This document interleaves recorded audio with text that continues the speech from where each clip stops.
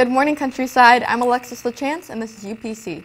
For decades, Joseph James D'Angelo's neighbors thought he was a little odd. He kept mostly to himself, sometimes yelling at the people who got too close to his fence or mowed their grass too early. But they didn't have any reason to suspect he might be behind a series of killings, rapes, and assaults in the 1970s and 80s that spawned an investigation that lasted more than 40 years. And until recently, neither did authorities. D'Angelo, a former cop at 72 years old, was taken into custody Tuesday evening in Sacramento. Police allege he's the so-called Golden State Killer, who's believed to have committed 12 killings and at least 50 rapes in at least 10 counties in California. Detectives matched a discarded DNA sample from his home to evidence from the investigation. D'Angelo was arrested not far from where the Golden State Killer committed some of his crimes. While officials would not say what led them to seek his DNA, they said his name emerged in connection with the crimes last week. D'Angelo faces capital murder charges in connection with the killings of Katie and Brian McGorry in 1978. He is also accused of murder by authorities in Orange and Ventura counties. 2 UCF students are accused of raping a woman at an off-campus party. Police say it happened at a home used by fraternities for parties, and one of the accused is a former member of the Greek organization. As a result, the chapter has been suspended by its national organization. That Friday night at one of the UCF homes, they landed 2 UCF students in jail and the Alpha Tau Omega fraternity suspended. Junior David Kirk and sophomore Jack Smith have been arrested and charged with sexual battery of a physical incapacitated person, according to the Orange County Sheriff's report.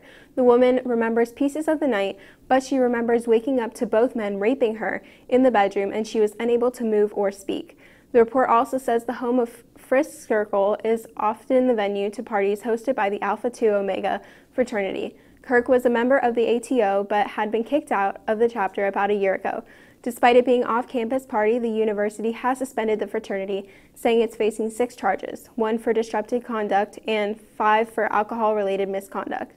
Smith was arrested on Saturday and made a first appearance and has been bonded out of jail. The other suspect, Kirk, was arrested on Tuesday and was scheduled to make his first appearance in front of a judge Wednesday morning. Attention ISTEM and CCT seniors, if you're planning on attending the senior banquet, please submit your invitation to Mr. Simeon in B2 along with payment for any guest you're bringing no later than Friday, April 27th in order to attend. See Mrs. Clausen for any questions. Today is your last chance to purchase a senior breakfast ticket. There will be a blood drive this Friday outside of the auditorium and L8 sign up in front of the guidance today during both lunches to participate. Participants must be 16 years of age or older to donate blood. Seniors who received an invite for awards night on May 1st must RSVP with Mrs. DeGarmo in guidance or send her an email at degarmoca@pcsb.org. The deadline for RSVPs is April 27th. The Countryside Marching Band of Pride is looking for members for its 2018 marching season. The band is planning a trip to the Chick-fil-A Bowl in Atlanta, Georgia. Contact Mr. Perulli for more information. Attention teachers, if you still use your TV to watch UPC, due to failing hardware, we are going to be phasing out cable broadcasting. For the future, please use YouTube. Or if you need assistance with YouTube, contact Brad Shelgren in K1. The cutoff date for cable viewing is this Friday, April 27th. In school news, Bo has news on the NHL. Bo? Thanks, Alexis. Last night, the Boston Bruins defeated the Toronto Maple Leafs in a wild Game 7. The first period had 5 goals, with 2 being from Toronto and 3 being from Boston. Toronto took the lead back in the second period by scoring twice and keeping Boston scoreless. In the third period, Boston took control by scoring 4 goals to win the game 7-4. The Bruins will now face the Tampa Bay Lightning in the second round of the playoffs, with the first game being in Tampa on Saturday. That's all I have in sports. Now back to the news desk.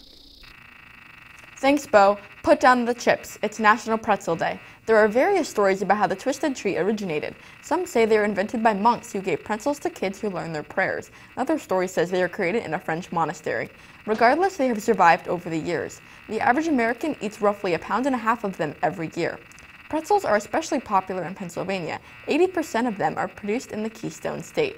Philadelphia debuted a pretzel museum in 1993. So if you're looking for a salty snack today, try reaching for the classic pretzel. The next time you visit a museum in Washington, D.C., you may be greeted by a robot. Meet Pepper, the Smithsonian Institution's brand new humanoid greeter. Pepper is there to answer frequently asked questions like, where is the bathroom? It also tells stories, poses for photos, and even dances. Pepper can be found at multiple Smithsonian museums and is programmed for each exhibit. For example, at the African Art Museum, it teaches guests basic Swahili. The museum plans to roll out more robots, but says it won't replace the employees or volunteers. So just think of Pepper as a little touch to the future in a building full of the past. That's all we have for you today on UPC. Thank you for watching and have a great day, Countryside.